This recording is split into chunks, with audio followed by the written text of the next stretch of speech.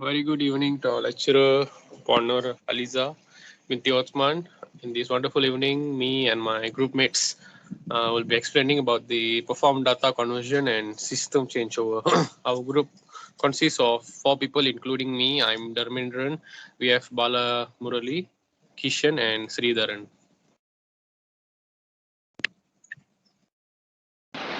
Okay, now I'm going to talk about data composition. It's the process of translating data from one format to another. While the concept itself may seem simple, data conversion is a critical step in the process of data integration. This step enables the data to be read, altered, and executed in an application or database other than that in which it was created. So next I pass to Dharmen.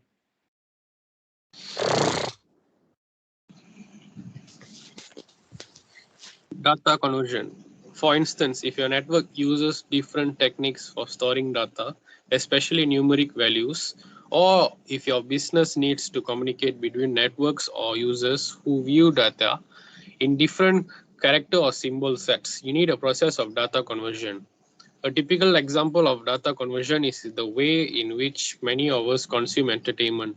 In order to play a music or video file on a mobile device, the needs to be converted from its source format, such as an MKV file, to one that can be read by a device, such as MP4 file.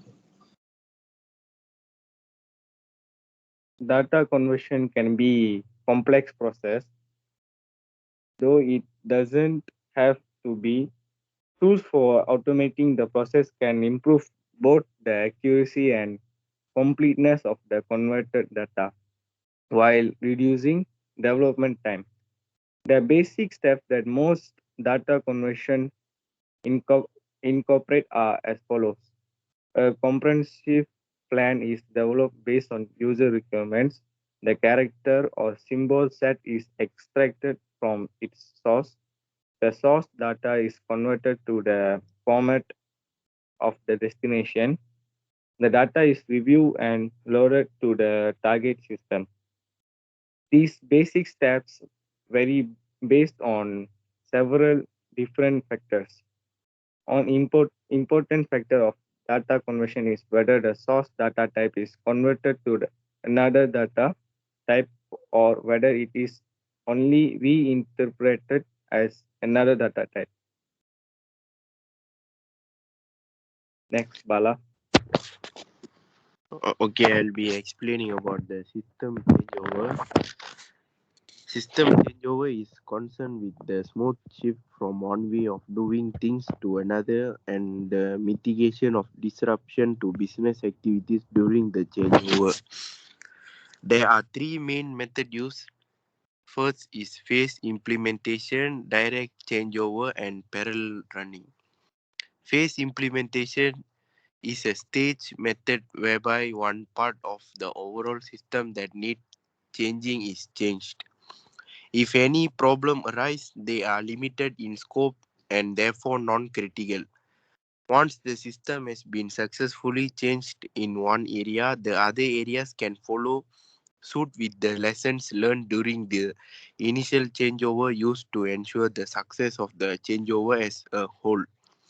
Example like a company install a new financial system in a department, the company account receivable first before converting other accounts. So I'll pass to my friend. Okay, the second thing is parallel running. Both the whole and the new system run side by side using live data so that project managers can compare the efficiency and reliability of the new system. Once they certify the whole system is taken offline and the new system become fully activate and utilized across the organization. So these are the example of self automation you can see. So next I pass it to Dharmendran. System changeover. Direct changeover there's a single fixed point where one system stops being used and the new one becomes live. This is the cheapest, quickest, and the easiest form of system changeover, but it is also the riskiest. If the system is broken or inefficient, the whole organization suffers. Fourthly, pilot operation implement the complete new system at a selected location of the company. Example, new payroll system might be installed in only one department for trial period. If it's successful, it will be implemented to the other departments also. Thank you, Jess. Thank you. That's all Thank for you.